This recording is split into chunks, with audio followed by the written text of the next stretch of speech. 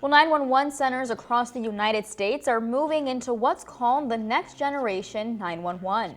Part of this movement is to text 911, which allows someone to send text messages to local 911 call centers during an emergency.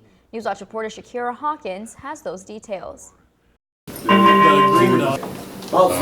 It's not always easy talking on the phone, and especially during an emergency. It seems to be pretty effective. If you're ever in a situation that you are not able to call, like you're in a domestic situation, you don't want the person to know where you are, it helps out a lot.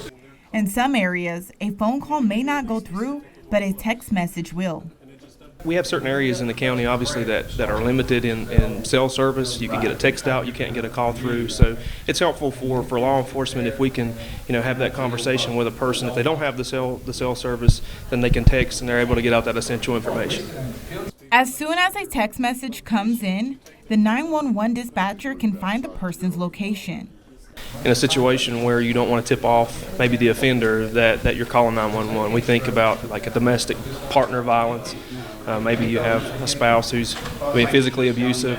The other half of that relationship can go to another area and text 911 and not tip off that person that, hey, I'm calling for those emergency services, or maybe even a home invasion where you're trying to be quiet. You don't want to tip off the offender. Where you're at in the home, you can text 911 and do that in a way where you're not going to hear those things. I'm Shakira Hawkins reporting in Tazewell for Newswatch.